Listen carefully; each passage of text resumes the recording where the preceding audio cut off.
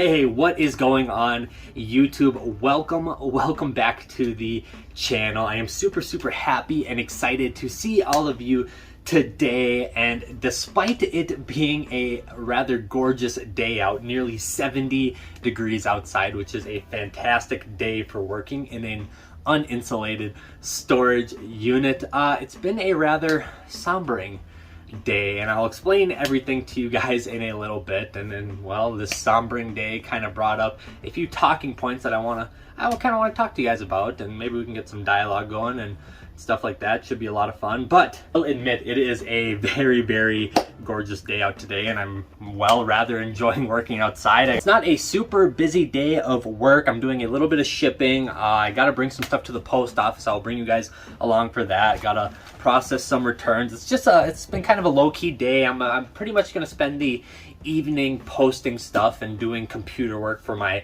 reselling business, which, by the way, if you are new to the channel and you don't know who I am, my name is Jacob, and I own a full-time online reselling business where I resell clothes online, primarily on the Poshmark app, and that is where I make my full-time income. And I have been using this YouTube channel to document the day-to-day process of me trying to scale and grow my business. And I think it's a really cool concept to just kind of use this YouTube channel as a video diary to preach entrepreneurship through the lens of my reselling business. And you guys can learn from my successes and my failures and hopefully be entertained along the way. That's kind of the goal of this channel. It'll be really cool looking back on these videos like 5 years from now, seeing the little incremental growth of my business. So if you are somebody like me who is entrepreneurial spirited and business minded, and you would like to support this channel and be a part of this growing community that we're building here on YouTube, well, the best way to do that is obviously to subscribe and like and comment. They're all free. I cannot appreciate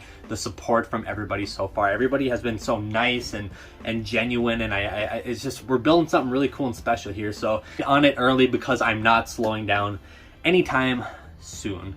Okay, so that is my spiel. Before I get into the sombering news, it's been kind of a bummer of a day, unfortunately, and well, I'll explain it all, but there is a silver lining that we're going to talk about towards the end of this video. I have a hot tip for all you resellers out there. It's actually a brand, and it's this. As you can see, this is a vest, and this is from a very special company, a very cool company that I'm pretty sure many of you have probably not heard of it. I don't even know how to pronounce it. It's KJUS. As you can see, design in Switzerland, and this is a very high quality garment. I got a super good deal on it. Believe it or not, I paid 99 cents for this vest, which is insane, because this vest retails for about $200 to $250. Now, this brand makes some super high-end outdoor gear, specifically orientated around skiing and golfing, you know, two very kind of luxurious sports. And I know their actual jackets and stuff can go for like $500-600. The vests are not as popular and, well, not as expensive as those, but still, I'm hoping to get at least $100 out of this vest, which is insane. As you saw, it was a 3XL, so a very undesirable size. So I'm thinking that this just got passed down to a thrift store from maybe some retailer who donated some of their inventory to a thrift store, some unsold, maybe out of season inventory. And I actually picked it up on a 99-cent day where I picked up a bunch of other inventory as well. So yeah, that is my quick reselling hot tip for today. If you ever see that brand, I would pick it up, because it is from my understanding, a very special brand, a very high quality brand that can probably fetch a ton of money. Okay, so what is this sombering news I have been talking about? Well, let me take you outside and show you guys, because here it is. All right, this is it. As you can tell, there's no window here anymore. Oh man, what a morning. Yeah, you can kind of see in there. Is there some shards there still? Yeah. As you can see, my vehicle got broken into during the night. So yes, my window is broken. I believe somebody tried to break into my vehicle during the night. I woke up this morning, came out to my vehicle, which, you know, I do park it outside, and well, my window was shattered. There was glass all over the ground, and there was also tons of glass on the inside cargo area of my poor Eddie Bauer Expedition truck. Which that really led me to believe that the window was being broke from the outside in, because I ran the idea that, well, you know, I always store stuff back here. Maybe I had some sort of edge on the window or something, and when I slammed the door, it created pressure and could have broke my window. You know, I ran through that idea, but if that were ever to happen, I think I would have noticed it right away. And unfortunately, I wasn't the only vehicle in the neighborhood whose window got broken. Poor truck owner, just a couple blocks down, his entire back windshield got broken in. So I think it's pretty cut and dry. Obviously, you know, nothing we can do at this point. Running theory is you know, this is kind of my work truck, and I always keep shipping supplies and bins and stuff back here. So from a burglar's perspective, it looks pretty appetizing. You know, the mystery of what's in these bins could be something valuable, but I believe they just saw clothes and probably got scared and dipped, because, well, nothing is gone, which is fantastic. On the bright side, I got a good tarp out of it. I went to Home Depot, bought a pretty good tarp, and I just did the old school tarp. I got some Gorilla Tape, the real wide stuff, which is, it's always nice to have a roll of that on hand too. So on the bright side, I got it kind of temporarily fixed. I run real cheap insurance because this is a super old beater truck. No, there's nothing insurance can do or anything. It's just, it is what it is. I do want to get my hands dirty and, you know, replace this window. I can get a good used one from a junkyard, probably for around $100, and figure it out on my own. I mean, I did get quoted about $800 from Safe Light to get this fixed, but as horrendous as this looks, I don't really see the $800 value right now in that. So that is the sombering news for the day, but the show must go on. It actually sparked a little bit of a talking point that I want to bring up with you guys, that I will talk to you guys about after we hit the post office. Yeah, let's go hit the post office quickly. I got about 50 or so orders to ship. Oh, as you can see, they're all piled back here.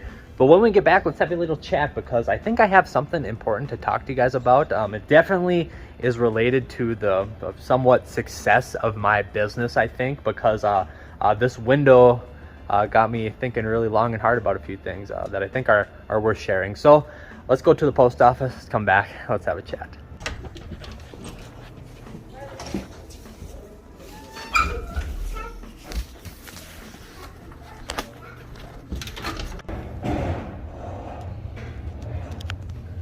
Okay, so here is the deal, because this window debacle really got me thinking all morning. You know, obviously it wasn't what I wanted to see. You know, I woke up to my window being broken and ran to Home Depot quick and got it patched up, swept up all the glass, and it just it wasn't a very good way to start my morning, unfortunately. And pretty typical to how these things play out, I assume. It really got my wheels turning this morning, and I immediately went and got a quote for a new window, because, well, I didn't, you know, there's some sort of stigma about having a tarped up window, you know, and it came back at just a little under $1,000, 800 and some dollars, and yeah, I don't know, I didn't really see the value in that. I don't know. So then I started thinking, you know, it's yeah, you know, I drive an old truck.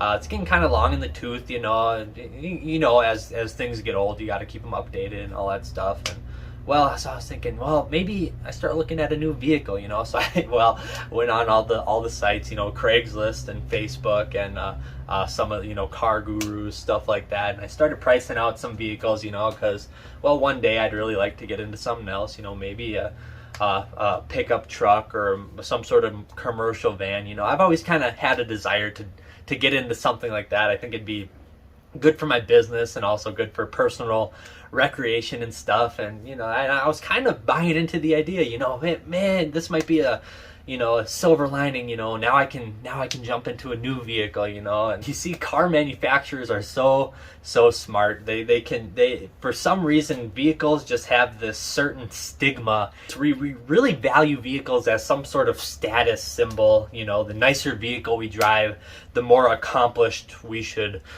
feel, you know. It's and car manufacturers have that marketing dialed in, and it's really fascinating how they have been able to do that to us as a society. I started buying into the idea this morning, you know, and I have a little bit of money set aside because I'm not naive. I know I'm gonna have to get into a different vehicle one day, you know, and man, I was kind of buying into the idea, maybe I should get a new vehicle. You know, I was looking at nice new Tacoma pickups, or not brand new, but they would certainly be new to me, or maybe some sort of Ford Transit, you know, the high roof van. I can maybe turn it into a camper van, but also use it as a work van, something like that. I'm almost sold on the idea that this week I'm gonna get a brand new vehicle. Well, new to me, I'll reiterate that. And I got the window taped up, and now I'm going throughout my day, getting my work done, and just getting out of that consumer mental space that I was in this morning, and actually starting to work throughout the day has kind of grounded me a little bit. And you know what? I'm not gonna get a new vehicle.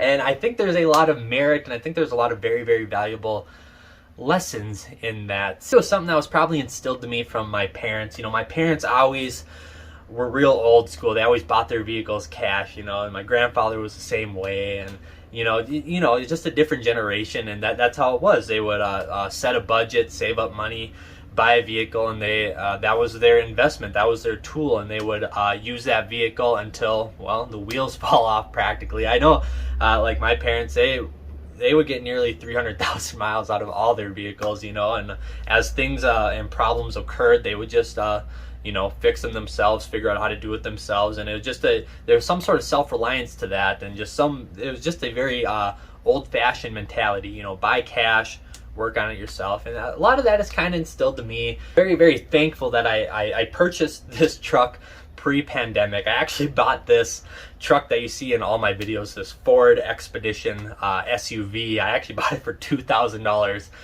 cash before the pandemic started getting really bad and car prices were somewhat normal. And man, it's been a real miracle vehicle so far. I mean, I put almost 50,000 miles on it in that time, and I really beat on it pretty hard, and it's given me no grief. It's been real good, other than simple you know, maintenance, you know, a wheel bearing here, brakes here, oil changes, you know, just the real basic stuff. Need a new set of tires, but just real simple stuff, you know. I use this truck every day for my business, and it's gotten me out to Colorado, and it's been so great. I'm so far into the green with this truck that it would just be foolish to get another vehicle. You know, see, here's the deal. I look at my peers, and we're getting older, and we're getting established into our careers, and as things are at this point in our life, you know, once you start making a little money, well, then you kind of inflate your lifestyle a little bit, and you get a vehicle, and you take on a lease, and you start paying more in insurance. And so, you know,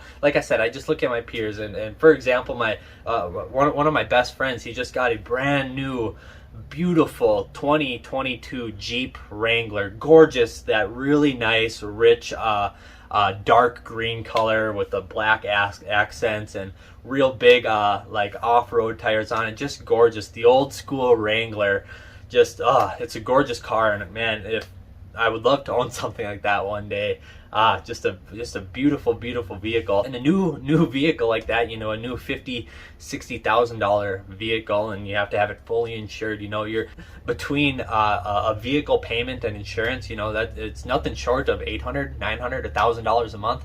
I mean, that's some serious money for something that, well, I think a lot of us primarily use as a status symbol. And I don't mean that in any derogatory way, but I think I've been very fortunate in some ways to think of my vehicle as a tool, a means of transportation, a means of utility, you know. Once I think of it that way, I can get by with a simple $2,000 beater truck, you know, something that will get me to point A to point B, will haul some stuff, and it's just a really low barrier to entry. You know, I was looking at vehicles this morning, and I was really into that consumer mindset, thinking I needed a new vehicle for whatever reason, you know. And I was looking at, and my cost of owning a vehicle would have gone up tenfold if I were to get into a new vehicle right now. And I just think of it, what would that have costed my business? You know, if I was paying $600-$700 a month in between a vehicle and insurance, or even more depending on what you get, you know, what is the true cost of that to my business? Well,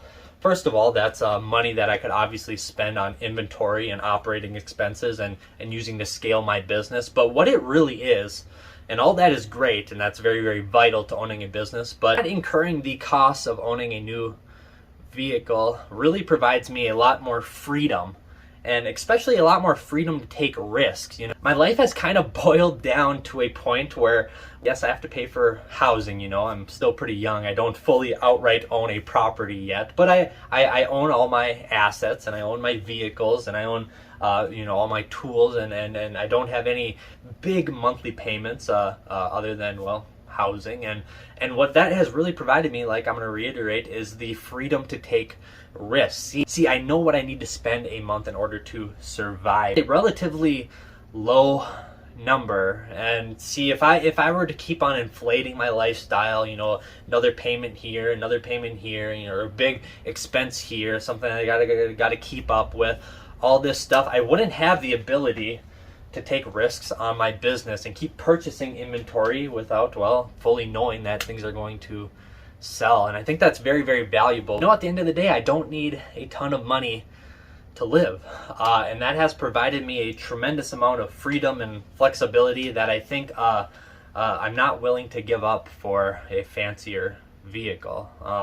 So honestly, I'm going to attribute a lot of that to the success of my business, just maintaining a really low-key lifestyle. At this point, I don't even care if I get the window fixed. If it doesn't matter how people perceive me with a tarped up window. You know, at the end of the day, it's people I'm probably never going to see or talk to ever again in my life. So I don't care. I know who I am at the end of the day, and I think that's all that really matters. So I'm gonna run with the tarped window. Maybe I'll get it. Maybe I'll figure out how to fix it myself. You know, but it's really this morning it was on the top of my priority list, but now it's really, really close to the bottom. I'm gonna run this vehicle until the wheels fall off, because I'm so far in the green on it already that it would be foolish to do anything other than that. So at the end of the day, I just want to say thank you to all of you guys for kind of giving me a resource in order to kind of vent and ramble like this. You know, this isn't the most formal video out there, you know, a lot of rambling, storytelling, stuff like that, but it does something for me, you know, and I want to thank you guys for that. It kind of takes a little weight off my shoulders, so to speak, and just having kind of an ear out there to talk to. I think we forget how valuable that is a lot of times. You know, you guys are doing the more important job, which is listening, which I think, well, a lot of us need nowadays. So I just want to say thank you.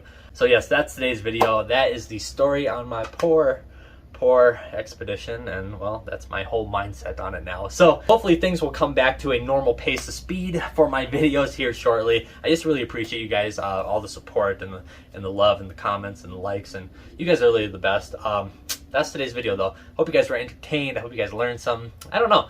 That's just it's who I am, and it's kind of what I want to talk about today. So you guys have a fantastic rest of your day. In the meantime, be good to one another, and I'll see you guys next time. Peace.